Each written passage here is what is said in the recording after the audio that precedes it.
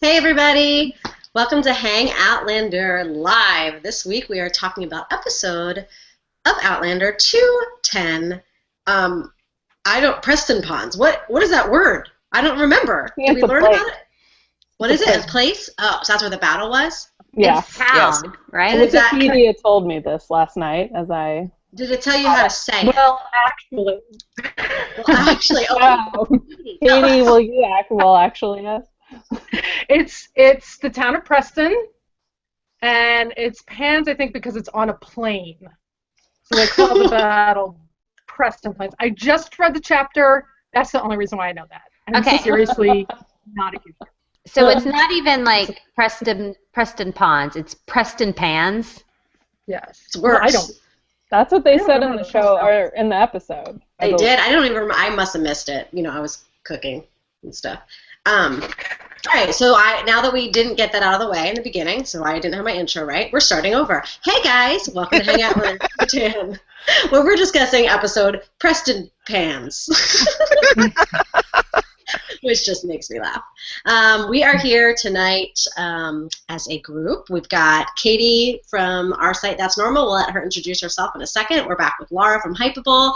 I am Bekah, one of the co-owners of That's Normal. I'm drinking a very full glass of red wine because it's Monday and very much needed. And I'm excited to talk to you all tonight. Beth, introduce yourself, please. Hello, everyone. I'm Beth. I write for That's Normal occasionally. And tonight I'm having a vintage, full sugar, real sugar Dr. Pepper that my husband bought me when we were out of town.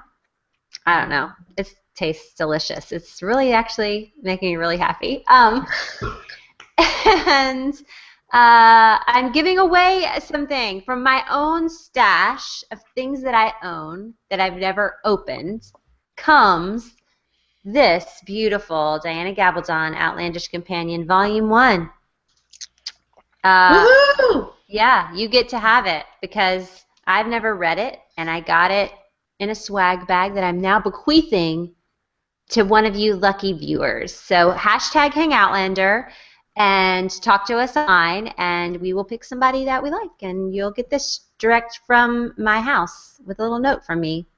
You're going to have her address so you can come stalk her and throw eggs in her house when she writes things that you don't like. I forgot about that aspect of it. I know. Every time I write my return address, I'm like, whoops. Immediately regretting. I think I'll probably put a fake address on there. Yeah, just add a fake one. Put the star's address, since since some fans have given us the address on Twitter this week. Just put that as your return address. Perfect. I'll be sure to put Denise from Stars Customer Relations. Thank you. That's me. Oh my gosh. In the corner. We'll get to that. Next, we've got Katie. Introduce yourself, please.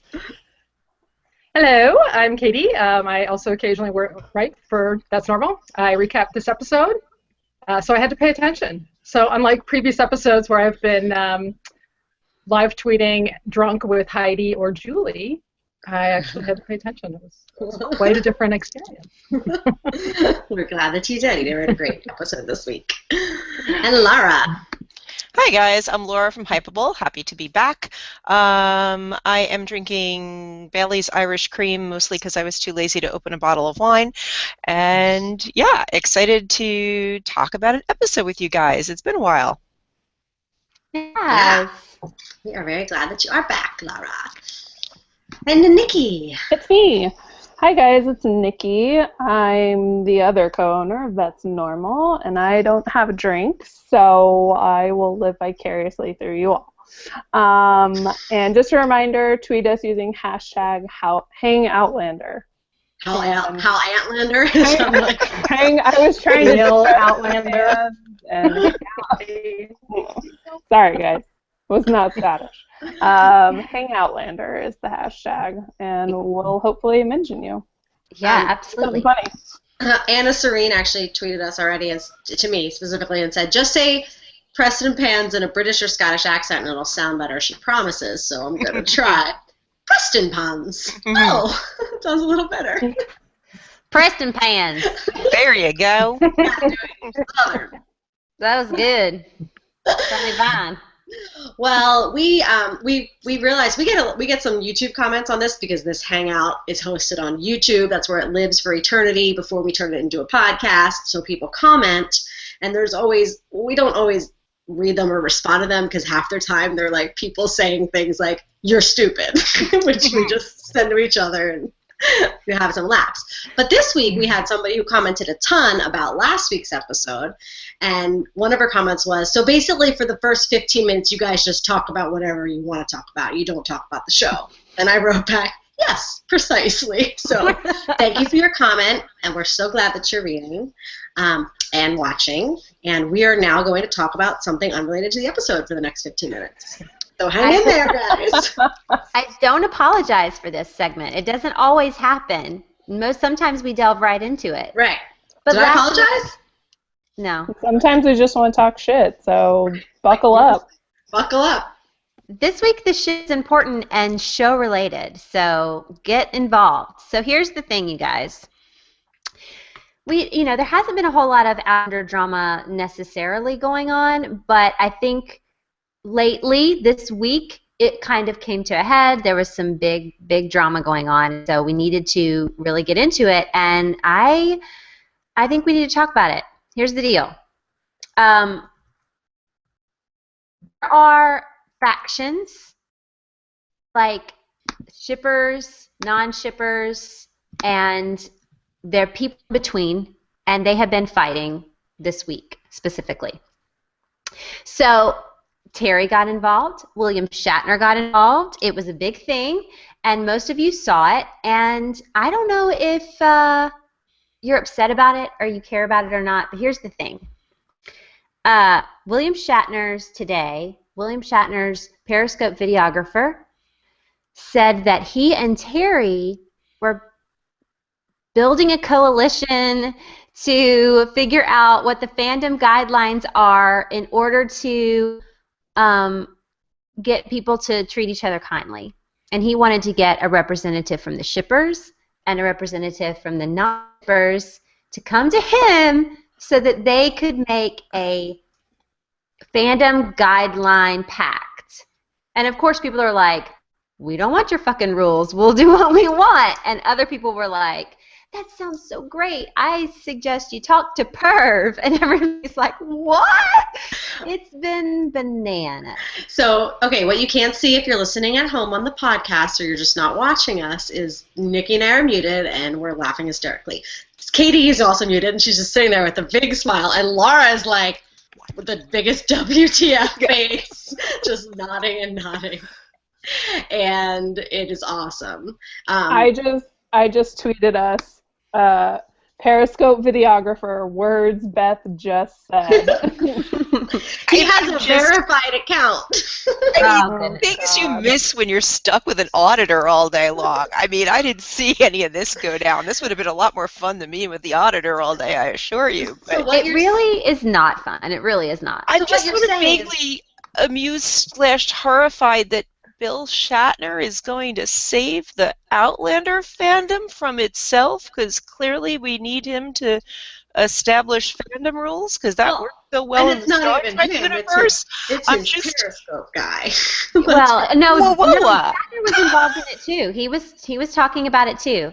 So now, since some people are against this Periscope idea, not the Periscope idea, the fandom rules idea, and some people are pro it, are we going to have we're going to have the shippers and the non-shippers, and then we're going to have the pro fandom rules and the non-pro fandom rules? What if you're like a shipper but you're not for the fandom rules, and what if you're a non? Or like, who elected anybody the fandom police? Yeah, I mean, not for nothing, but at the end of the day, people are either going to be jerks or they're not, or some people are going to cross boundaries and some people are not. And the notion that this is specific to Outlander, or it's worse than Outlander, then insert name of any other fandom at any other time in history is, I'm just going to lay it on the line, it's fucking bullshit. Yeah. I'm sorry. There are plenty of fandoms that have had plenty of wankers. You want a great history, go to a website called Fandom Wank, pull it up on Wayback Machine, and you'll find out you are not that special. Right.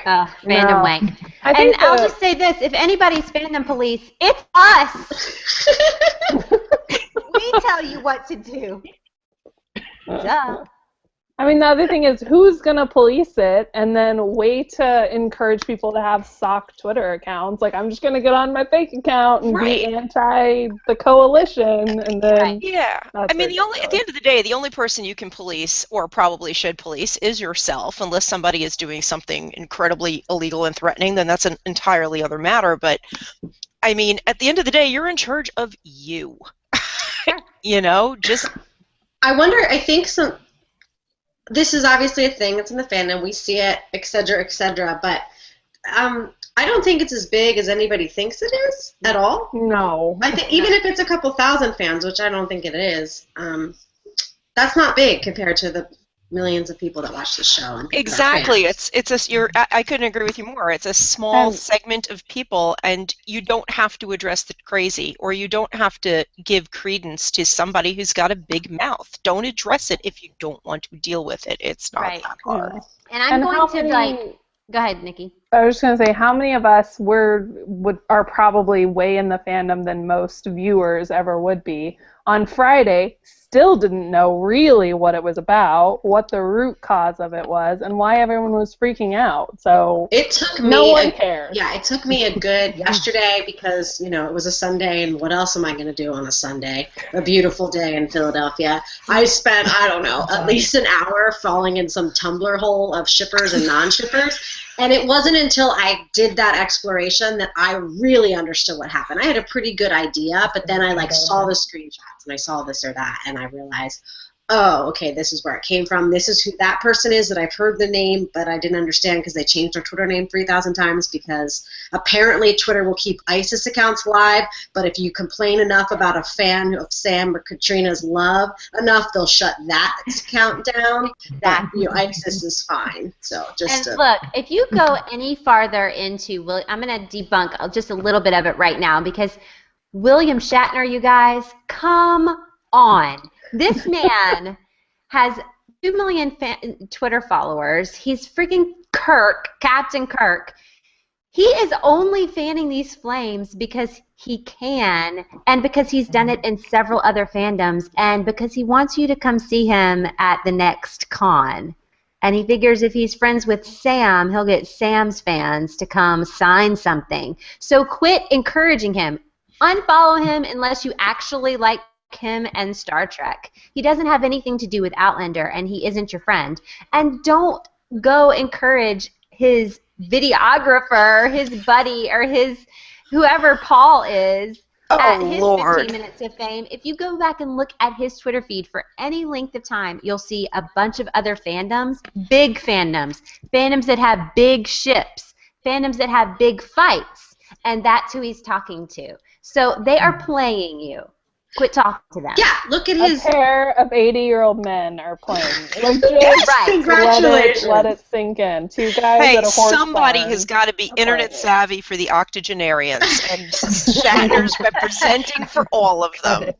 Please tweet that. Somebody has to be savvy. If you look at his Twitter profile, and I think the background of his page right now, or his header, it's Sam, right? It's Sam. Yes. This is intentional. This is not Yeah, it's not like they're Sam's best friends. In fact, it's not who Sam was on a date with the other day. If you want to really go find out what he's doing, go follow the girl he was hanging out with.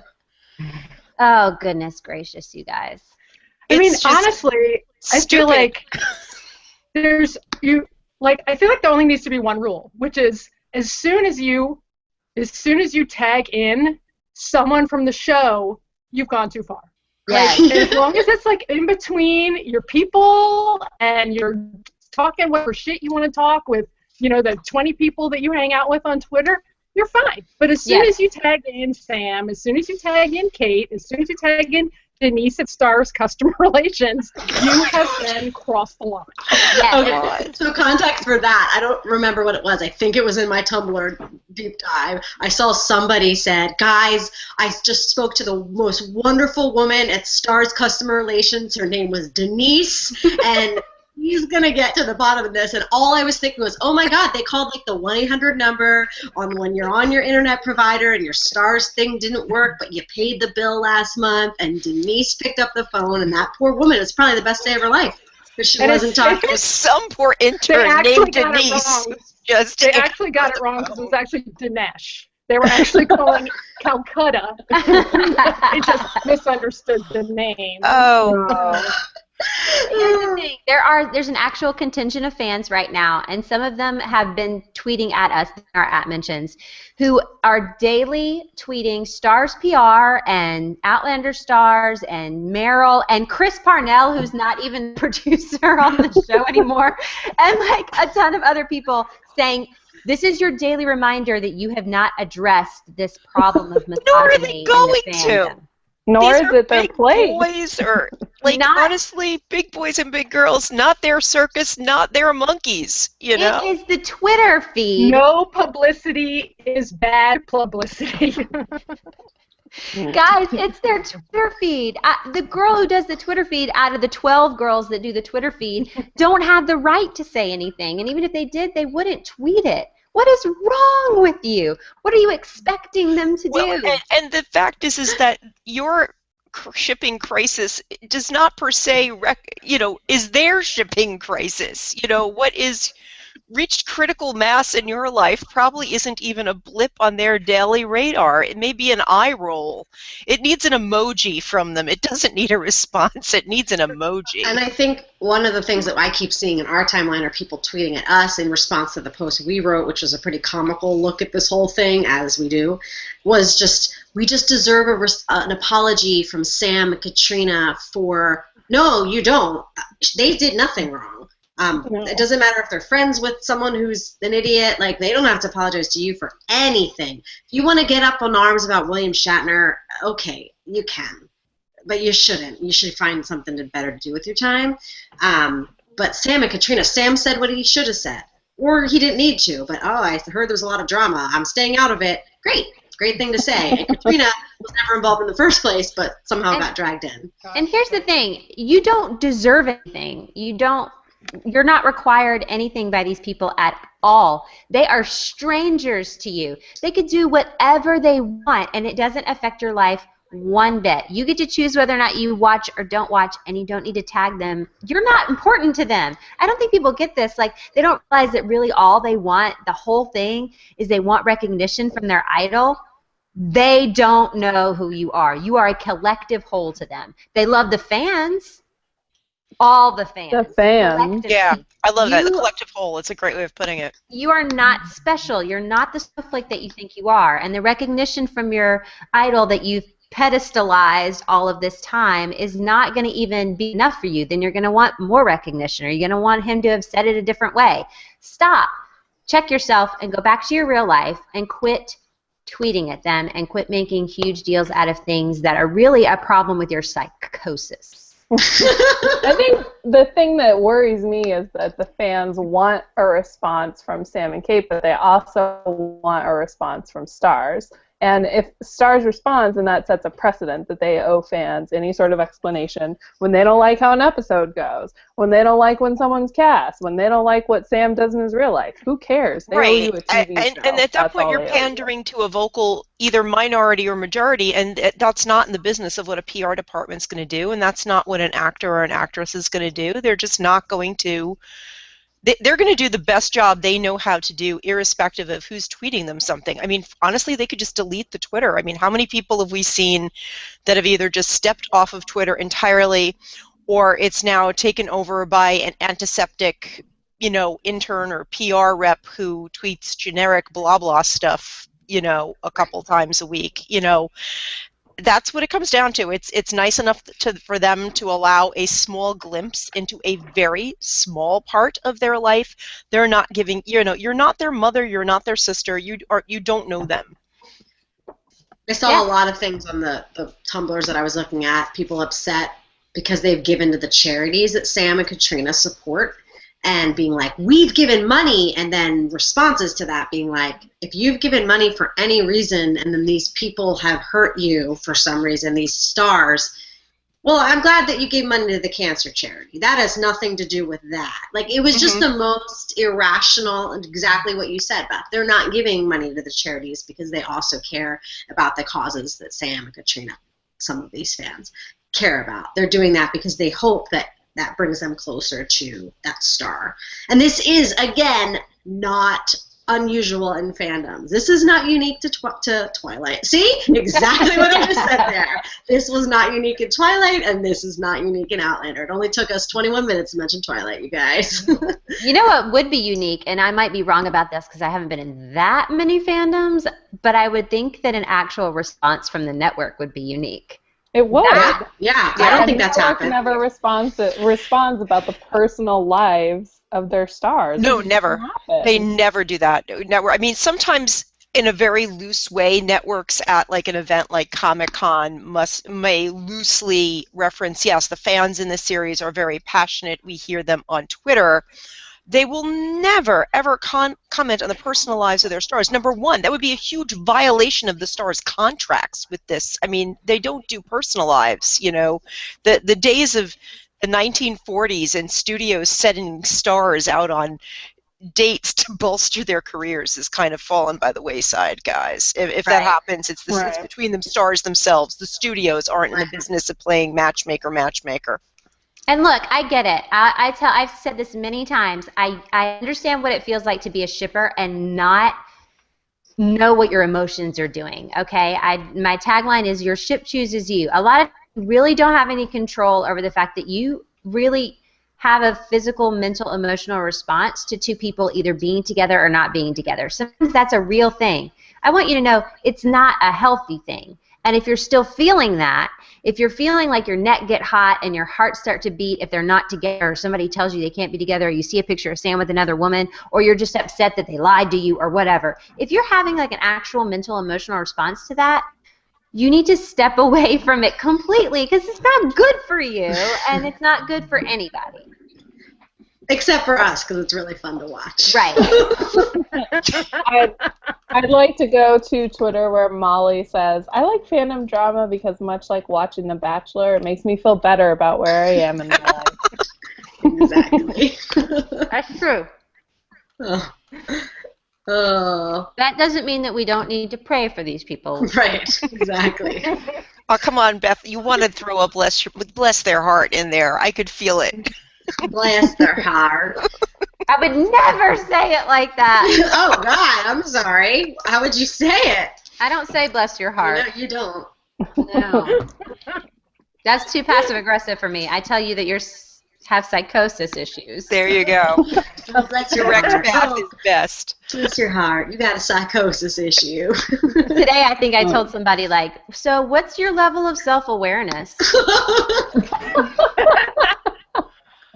I'm sorry, but she needed to be told. On Twitter or IRL? No, in real life. Oh. Oh, wow. Yeah, I couldn't take it anymore. Sorry. I'm really a nice person. That's why I said it that way.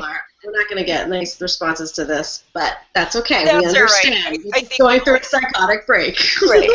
But I think we all said something we would, I mean, regardless of us saying it here, I think what we said right now, we would have said this of whether we were on our individual Twitters or if you saw us on the street, we would have said, there's nothing we said right now that we wouldn't have said any other time under any other condition. Never at all. Right. And this isn't bullying. And what you've been experiencing necessarily is not bullying. Now, have somebody that's very famous take your Twitter and put it out there and call you cray-cray. It sucks.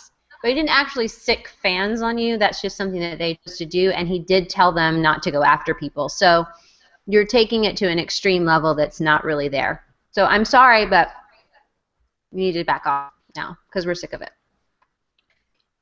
Yeah, that's what we're saying to the people who aren't going to watch this. But the Well, rest of you normal people, maybe this will be our one viral video. Me sitting on my couch with my hair in a thing. Me eating an almond sweet and salty. Look, just don't do it anymore. Don't tag all of these people. Don't think that you're special. Just enjoy the show. Talk about it with your friends. Ship all you want on your own time. Aww. Just don't do it, you know. Stop calling Denise from customer relations. Oh my God. Joni and Peter just made me say "ah" on Twitter. I was wondering why you said that. You guys are brilliant. Seriously, I'm proud to be a part of a fandom with you all. Aww, that is sweet. Thanks, Joni and Peter. Joni and Peter. That's a very cute name. I have a cat named Joni. I feel like it's a cat because there's a cat in the avatar. I Two feel cat names. I'm going Maybe to follow you. That's normal. That is normal. That's normal. Well, so to our YouTube people, that was 25 minutes of talking not about the episode. So take that. You mean we talk smack on the internet? Really? Oh wow. But maybe we should transition into Prestonpans. Prestonpans. Prestonpans. Prestonpans. Let's talk do it. about Yeah. Katie. Hi. What would you like? What do you think we should discuss? Well, I think that there have been a couple reactions to this particular episode. I think Beth and Nikki and Bekah are familiar with my reaction to this episode, which was, holy crap, how am I going to find 10 good things to write about? I think other people liked it a lot better. I think that I did have a moment this weekend after some reflection and some prayer and some wine where I recognized that I may be a hater. And it was a shocking and horrible thing because I did not think I was, but I'm thinking that maybe I was. Maybe I just am. But, I felt like, I mean, it was an okay episode. I did, like, kind of my overall feeling, which I think is just like a series-long feeling, is that they take too much time with the business that isn't Jamie and Claire. Like, I'm fine with having some of that, but, when 30 minutes of the episode is taken, exploring the deep emotional bonds between Rupert and Angus and between Ross and Kincaid, and there are like 2 scenes with Jamie and Claire together in it, it gets me a little aggravated, and I'm just like, that's why I'm kind of not feeling, especially this season for me. I mean, I think I loved last week's episode as well. I think that it has flashes of doing things really well. But so let's talk about then what they could have added into Jamie. Like, where should there have been more Jamie and Claire this episode that would have made it better? Well, I think there was that like intense scene between that, or like that kissing. Like, was it right after the battle when they were, or right before? Right after. There were two. Yeah.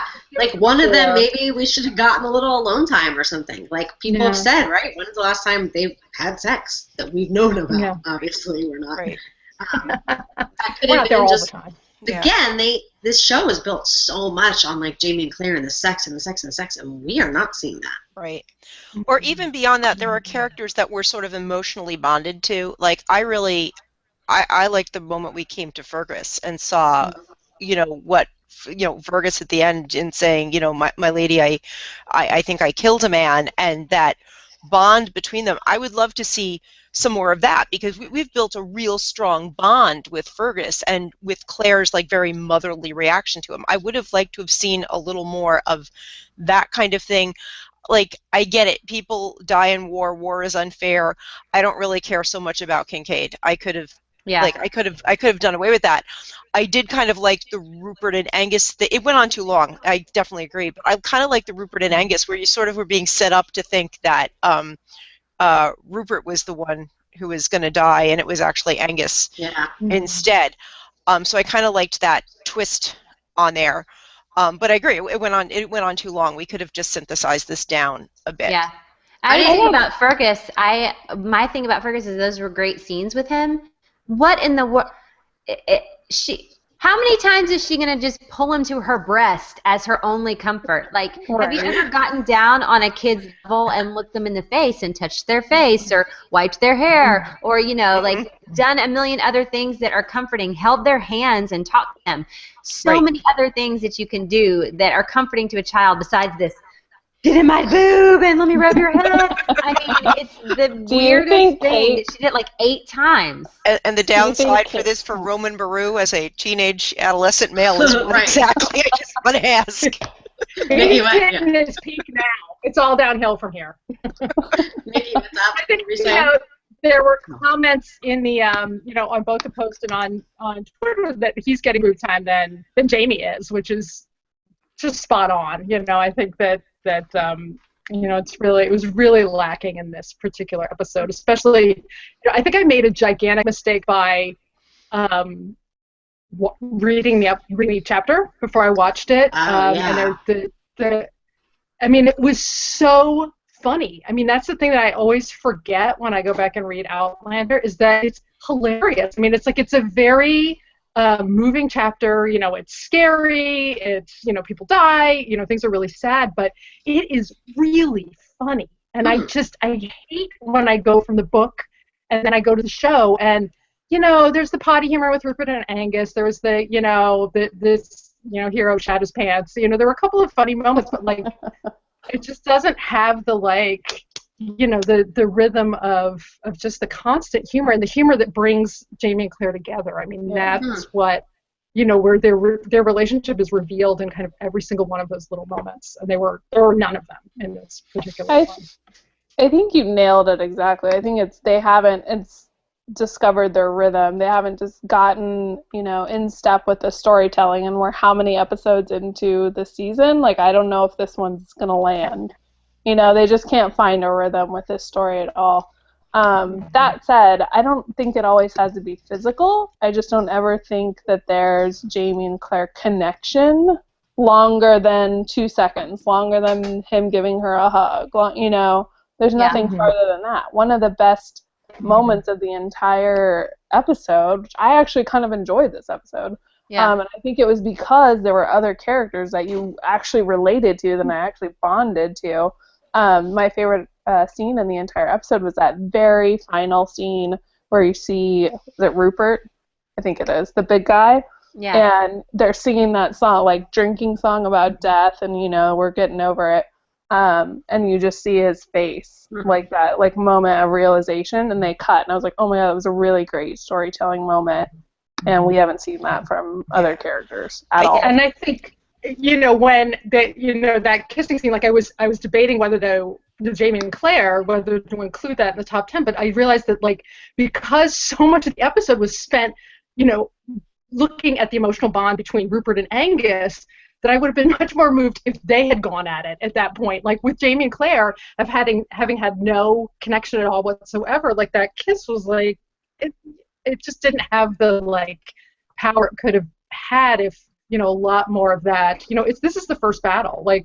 There's a lot of emotion behind it, and we didn't get to see behind the curtain for any of it. Yeah, and it's even their connection to other people too. I guess it was either last week or maybe 2 weeks ago, Claire had that moment where I feel like the last couple of episodes have been the ongoing emasculization of Dougal Mackenzie. The man practically, he's lost just about all the functioning parts at this point. But after what happened with him with Jamie, and Dougal's now a man with very little left to lose. And you would think that Jamie and Claire would have even a discussion about, I said this to Dougal, you said this, what was your encounter? Each of them had a really glorious scene with another major character that we have, I don't know if it's attachment to, but we certainly are familiar with and have some feelings in regards to.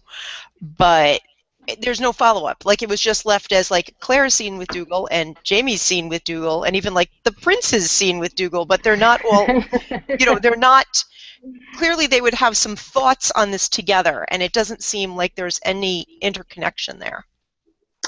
There's a tweeter. Yeah, it's true. It is a tweeter, but a tweet from Remy Martina. This is an opinion, and she says, Ira Bear's episodes are always anti-book. He thinks he's a better storyteller than Diana. So someone's not a fan. Just putting it out there. This was said by... But I don't know what other episodes he's written. I do. I don't remember which one it was, but I know it was one that I really hated this season. Okay. So we don't it was. I didn't hate this. Okay. Yeah, I didn't hate this episode. I didn't hate it. I think, now granted, I just watched it yesterday for the first time, and I was working on some math curriculum for my third grader, and that kind of held my attention a little bit more, so I can't really say. Well, I didn't hate it either, and I think part of it is because Katie complained so much before I read it, so I was expecting really terrible, and I also watched it in 2 sittings. I watched half of it yesterday and half of it tonight, and it broke it up really nice. If I'd watched it in one, yeah. It was a lot. It was a lot. Yeah. Yeah. Interestingly, as a book reader, I felt like, because I had, gone back and read the book before the season, and I remember thinking, to me, the second half of the season, once they come back from France, for me, it's a lot of, oh, we march here, we're on the road, let's march some more. Oh, now we're going to march here, and now we're going to march there, which to me, I was like, snooze. I feel like they've done a good job of not, oh my gosh, let's get on the horse again and have another conversation on the horse. I kind of like that they've kind of gotten the key points more to it, and done some original things. Like the stuff with Dougal is original. I kind of feel like they're almost going on like a Walking Dead kind of line, where you can see where there's certain ideas and plot points they're going to hit, but it's not going to be the same exact identical journey from comic to TV. And I feel like Outlander is exploring a little more of that the back half of this season. Yeah, I hope that they keep that up. It's one thing I want them to do even more is to like mix things up. But I think that sometimes they might be trying to mix it up, but they have to remember that it's a female audience for the most part, and they still tell some of these stories with a very specific male storyline. I mean, just even the camaraderie between Rupert and that guy is just so buddy war movie thing, and even Dougal's thing.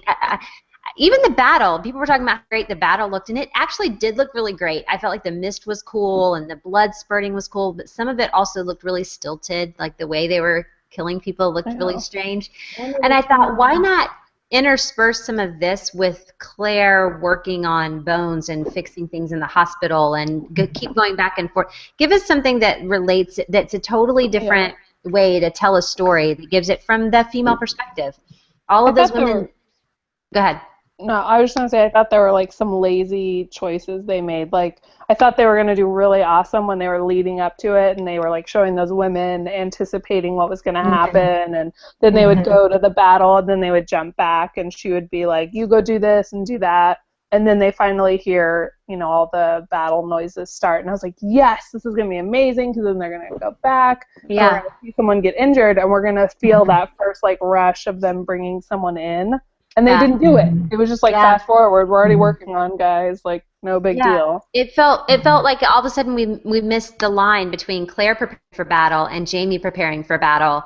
And it would have been really cool to see them combine, to see them mirror each other. Her telling people what to do and him his thing and her doing her thing. That would have been such a cool moment and would have kept it Claire's story, but without, totally forgetting what they're doing and not being... kinetic and all of the other things it needed to be because it was a battle scene. So, I don't know. I think sometimes they do drop the ball, but I don't think that this episode really, it definitely was not one of the worst ones of the season, and I don't think it totally dropped the ball, but I think that sometimes they forget their audience, or they forget kind of the thread of what makes things interesting and what makes Outlander different than regular period pieces about war or whatever, and it was just kind of like a regular period piece about war. Yeah, that's a good point. The thing is, I would watch this episode 10 times more than I would watch any of those Paris episodes. Because it's I think it's a lot of the relationships of what making it much more interesting. I mean, I love the pretty clothes and the scenery of Paris, but at the end, the really intense relationships are the long-term ones, and that is mostly established in Scotland. That's what makes it interesting, and that's what makes it intricate.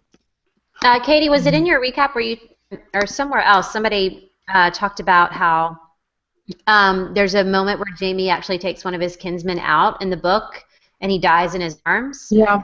Was that you? You sent us an email about that. I alluded to the lack of that in the recap. I mean, I think that's the Angus Death for me really missed. I mean, I think both of them did, because when I think of that moment in the book of Jamie taking Kincaid out into the woods because he knew he would want to die in open air, and Claire finding him, cradling him while he's dead, and Claire saying he's gone, and Jamie saying, I know. Yeah. I just wanted to sit here with him. Like, I cry when I think about that.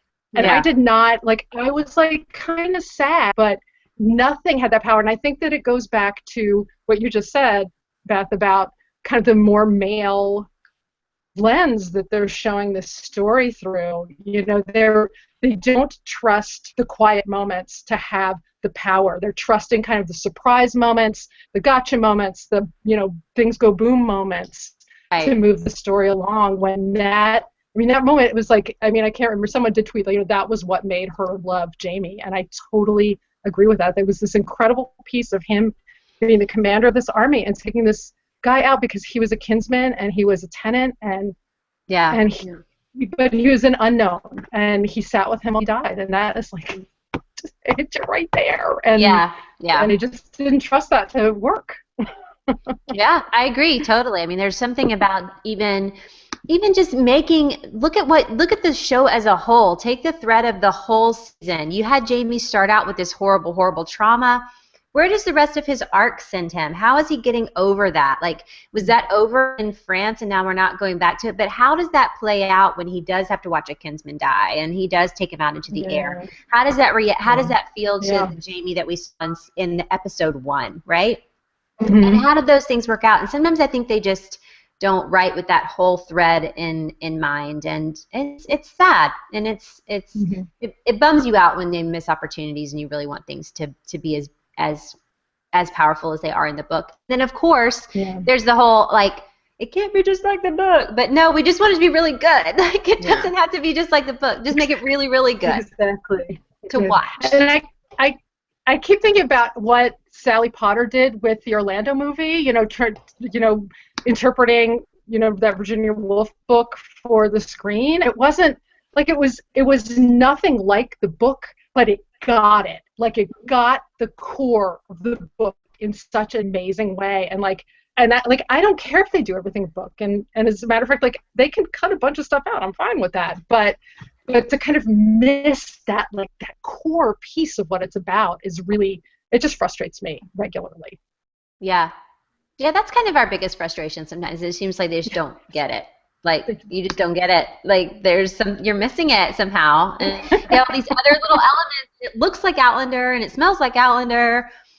Mm-hmm. But I bite into it and it's like, I don't know, Band of Brothers or something. And the thing is, we're here. We're totally available. And they're not using us. Maybe we should start a Twitter campaign where we tweet them daily as a reminder that we're really good storytellers. Yep. I bet Denise from Customer Relations. Yeah, we could call her. Yeah, we could call her tomorrow. I think her number, I may have it in that screenshot. And we could give her a call, flood her inbox with requests for, Kate, you're getting a lot of love on Twitter. Mandy and Brenda both have said that particular moment with Jamie and the Kinsman is super heartbreaking. Would have been great to see. They missed out on that one. And that was this episode? That was this chapter, rather? Mm-hmm. Yeah, this is chapter, yeah. And I think the other thing that makes me afraid, which I wrote in an email when you guys were trying to talk me off the ledge, was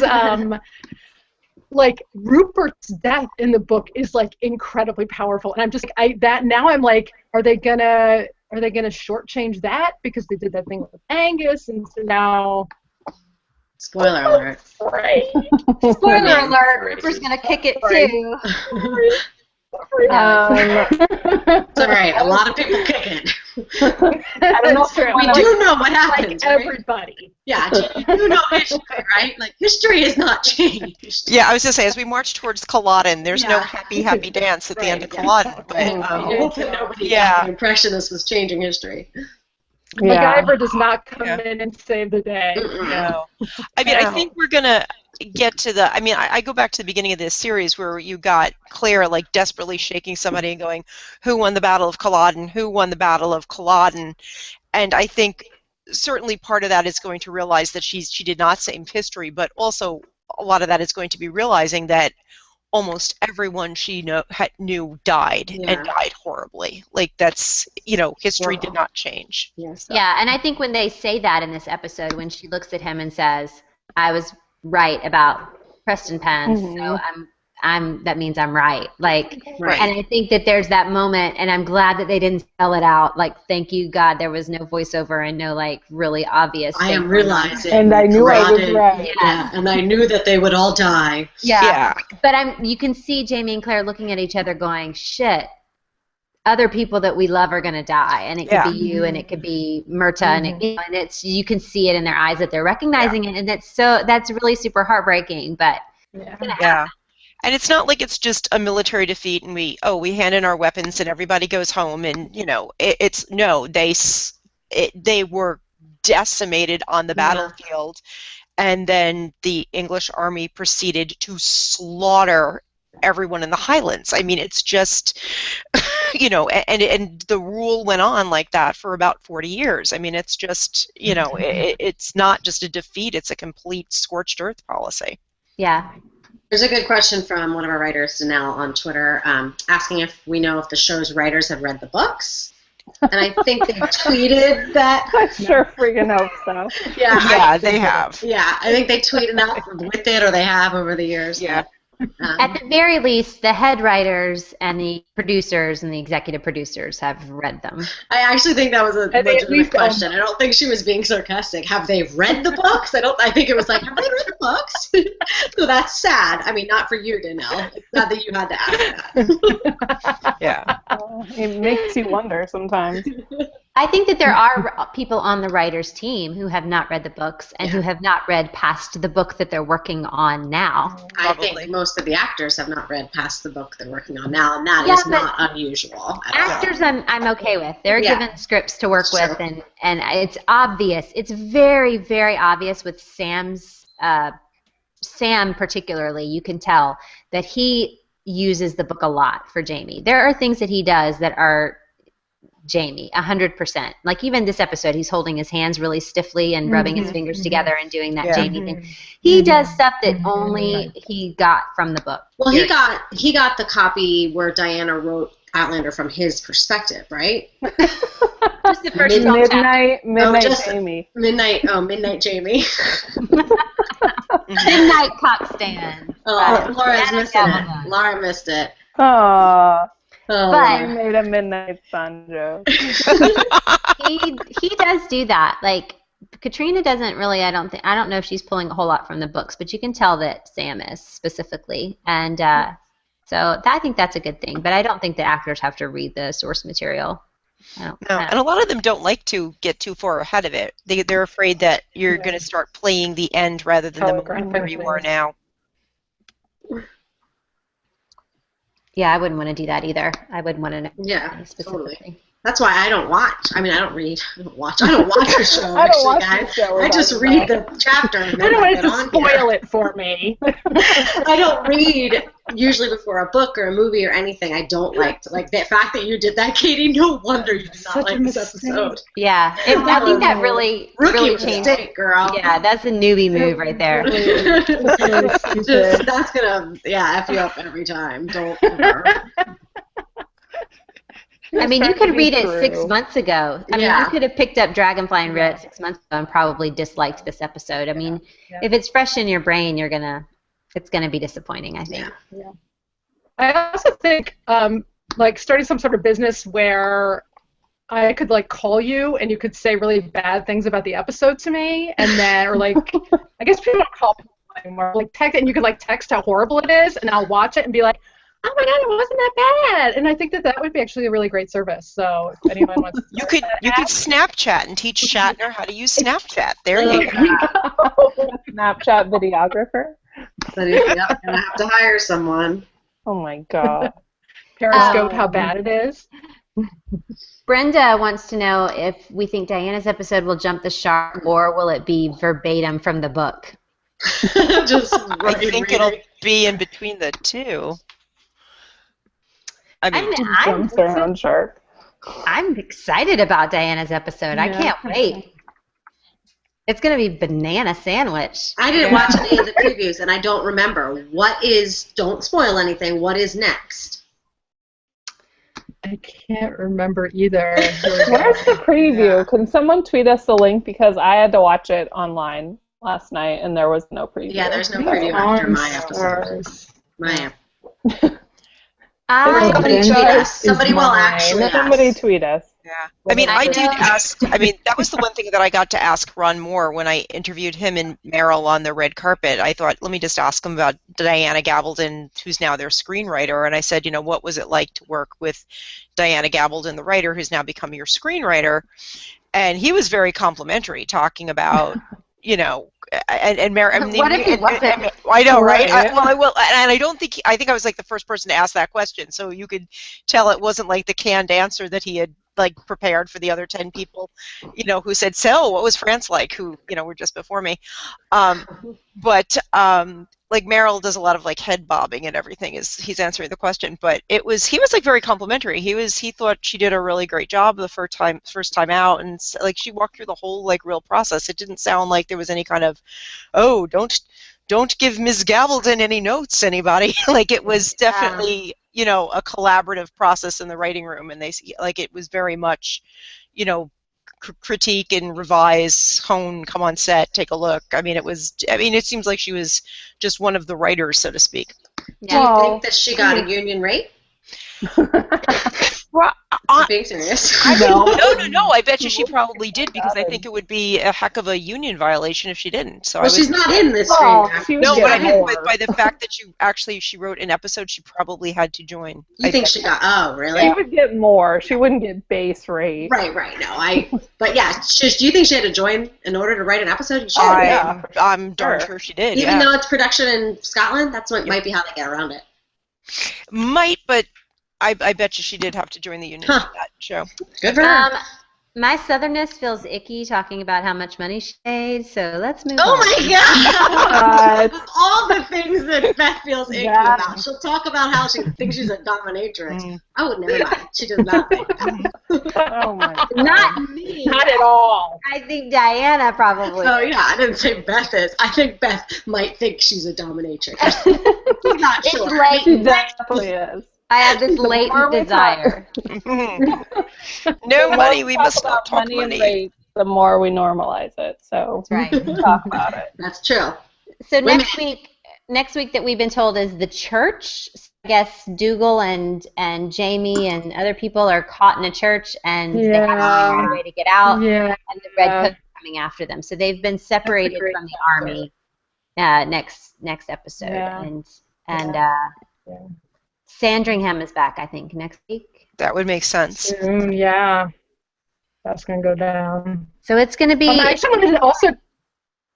wanted to talk about Earl Stewart from this episode. I really think that Andrew Gower is doing an amazing job with him. Like I pictured him way more foppish when I read the book, and I think that he definitely has those elements. But I feel for him. Like, I feel like he's doing a really good job with, again, something that could have, especially going to TV, could have been really flat and really, just really one-dimensional and one-note. And just, the way he delivered the line about his father not being very fond of him, and the way that he stepped up to Dougal at the end. I just think, I don't know what he's done before, but I'm really impressed, especially in this episode, with how he is transitioning to being the commander as opposed to just being kind of part of the I agree with that. I didn't like him very much at the beginning of the season, but I like him now, and you can see now, I think more so, why he could be charismatic and people would follow him. Like at the beginning, I felt like, what moron is going to follow this idiot? But they are, right? Exactly. I was like, seriously, or I was like, why is she sleeping with this fool? He's got a lot of money, Laura. That's why. Yeah, but at that point, he was penniless. I'm like, why is she sleeping with this penniless fool? His plaid jacket. Yeah, there you go. It's a turn-on, baby, right? But no, he's come a long way, especially this episode where he looks like he belonged to on every cookie tin with Bonnie Prince Charlie. Was he not in the iconic outfit this time? And to deliver those lines and not have you go, and just laugh because he looks like he came right off the cover of the cookie tin. I thought that was pretty good. Yeah, he looks like he popped off of a Scottish mug onto your table and was talking to you. Yeah. He got his the Christmas tree skirt and made it into an outfit. That episode, or not that episode, that scene you're talking about, how his dad didn't like him, I was like, oh my god, I may like this character. If they would actually build that out. I was like, oh, I hate him, but this scene was like, that made me want to know more. Yeah, it seems almost like he's totally different from his France persona than he was in this episode. This episode was, he was interesting. He was somebody that I understood as a leader, and but at the same time needed help, and I wasn't, I wasn't embarrassed by him. I kind of got it. So I agree. He did a good job.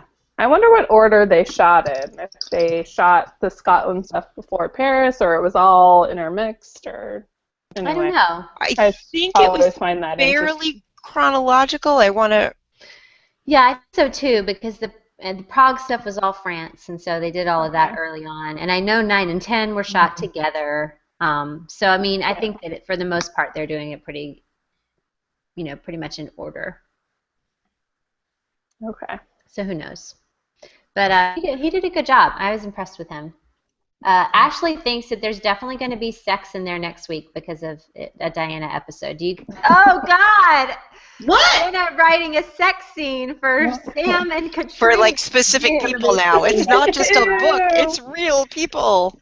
Guys, that's my icky. Is it going to cry out Diana at the end accidentally? Hard pass. And then the writers a lot of times are on set for their episodes. I wonder if she was there. There was actually an article or an interview where Sam did recently, I guess this week, where he said, like, somebody asked if it was weird, like acting to Diana's script specifically, and I think he was like, yeah. Oh. A little bit. I want to see her. And it's not even camera out the whole time. Well, and it's also not even just the filming of it when they say action is even a little better. It's the blocking of the scene. I mean, really, when you want to really awkward, it's okay. You're going to suck her tit for no, Laura. That's awkward. I'm just saying. That's the direction you're being given. That's what's awkward. Your Eastern sensibilities are not her Southern sensibilities. I've made Beth turn the color of my hair a success. And it's not what you said. It's just about the people. It's just because it's Diana writing it for Sam. Do it in your Diana voice. Come on, do it in the Diana voice. Sam, I need you to do it for a moment longer. A moment longer. Oh, no, it's so wrong. It's so awful. You need to drink more, and I need to hear your voice. I'm not sure who's like flapping more, Beth or Katie. They're both going like, no. It's so icky. It's icky poo. It's the worst. Hard pass. Safe word. Oh God, I just can't. Oh dear, I put an image in Beth's brain. We just have to change the subject. Oh goodness gracious. Let's hope there's no sex next week. After all of the crying that we've never had water weed and there was no battlecock stand this episode, let's just pray that next episode Chase as a bunny. But they have to conceive Brianna. There's no way that she would pass up the opportunity. Katie, I will murder you. Brianna. Yeah, you're right. This is the episode. She's writing that episode. She was like, can I have this one? She specifically asked for it. No, I did read that Ron gave this one to her. Oh, I'm sure Ron did after she dropped a lot of hints about... Which one do I want? Actually, can I say something that's really funny that I read online? So our last episode is going to be an extended episode, right? It's a 90-minute is what the last one is going to be, so there's an extra 90 minutes sitting on it. So they're calling that an extended episode. I'm noticing, I think Game of Thrones is adding on a whopping 10 minutes to their final episode, and they're referring it as a mini movie. I'm like... an hour and 10 minutes. Checking. How does 10 minutes make it a mini movie? And when, Outlander does 30 minutes, or Walking Dead's done the same thing. Doctor Who's done it too. And you're calling 10 minutes a movie? How exactly? That's Don't strange. hate. I'm like, delusions of grandeur. Really?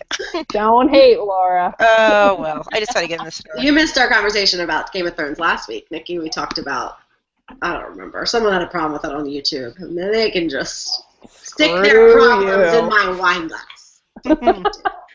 Wow. All right, I have to call out. What? I have to call out what Heidi just tweeted, which is that she heard that Diana would be the fluffer for the episode. Beth, take a look at Beth. Think about it. Just No! Don't think about it! Ah! So vile. What if this episode, I'm getting really close to my mic here. What if this is the episode where we see Sam's penis? Because Diana wrote it, and she wrote in that we see his penis. She's like, interior, full frontal. Wait, do we know we see it at some point? Oh, no, I'm just saying. No, we haven't got confirmation on that yet. Other than I cannot imagine at this point that they are going to do that. I can't either. I think that if they were going to show him full frontal, they would have been teasing it. Don't you think? Like just saying little things, like letting it drop. Marketing campaign. There would be some snarky banter going on. Exactly. There would definitely be. Get your rabbits ready, lady. Oh God! Get your rabbits ready.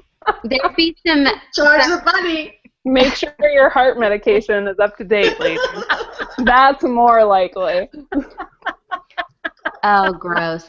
I don't think they should. I am all for equal nudity in male and female. I do not think this is the fandom that we need to be having full frontal Sam human. Imagine the GIFs and the videos that we're going to have in our friend group. Exactly. That I'm making right now. There's an entire faction of people that are going, pig in the blanket. Inquiring minds want to know. Ah! Beth, why are you so innocent tonight? You need to drink some more. My goodness. Yes, the little girl from New York is the one with the potty mouth. So, Well, this innocent Southern over here apparently is having a problem with it tonight. My daddy is a preacher. Oh my God. I mean, I was 12 years ago. Mine. That was mine, Beth. I know. There's just something about Diana doing it. It feels like your mom writing it. And that's not an ageist thing, so don't say that. It's her personality and the way she acts towards them is just icky, and it makes me not feel. Yeah, we've talked about this before, and I don't know if we want to get into it now, but we definitely felt a little ickiness of the tweeting with him and stuff that if you ever took a role reversal, and that was William Shatner, Bill, tweeting with a girl, or George R.R. Martin tweeting with Emilia Clarke, right? And saying things that Diana says, the sexual innuendos all the time. That would be a disaster, but she's getting away with it because she's an older woman. What if there is full frontal in this one with Sam, and they said that they can't tweet anything, but then like all of the sudden Saturday night, they're going to be like a million eggplant emojis from Katrina's Twitter or something, and we're all going to be like, ah!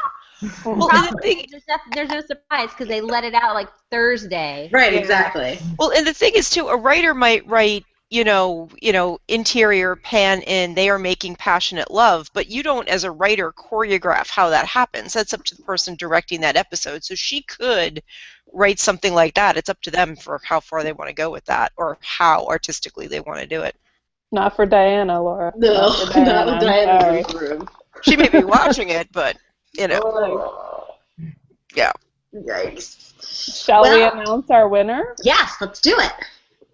Our winner is at Joni and Peter because of your cat and your avatar, and you were very cute and funny. Please send us your address in a DM or to our email. And we will get this. Yeah. We'll follow you, right? So she can direct message us. Yeah, we'll this on the back of it. Not at all icky. Not at all icky. And Denise from Customer Relations will mail that to you. Oh my gosh. Denise, we'll get Denise on it. Y'all, I just opened to a random page The title is homosexuality, and this is a horn snake. What? What do those have to do with each other? That was my next question. And those two items are related to how exactly? From the first book when Jamie's describing the seeing two snakes having sex. Isn't that what it's from? Yeah, and their forked tongues. What is that? Oh, I remember Nikki having a conversation about that. About what? Forked tongues? Yeah, I feel like we did last year. Yeah. Safe word. That's it. Oh gosh. I like the last thing we retweeted on our Twitter timeline. Never forget. Thank you, Chuchalu. Everybody go look at our Twitter timeline right now. Ah, Chuchalo, that's not nice. Never forget. I know what my next Photoshop is because it's going to be moving that man, whatever his name is, and putting in Beth. Waiting her turn. Who's she waiting for? Like this. Sam or Diana? All right. Well, thank you all for joining us tonight on Hang Outlander for Prestonpans. And we will see you next week for episode 211. I do not know what the name is. No idea. No idea. Fluffer. Diana Fluffs. Fluffer. Diana's dreams come true. Nothing is mine. Oh. No. Episode. We will see you next week, same time, same place on the interwebs. Thank you for joining us. Good night. Bye.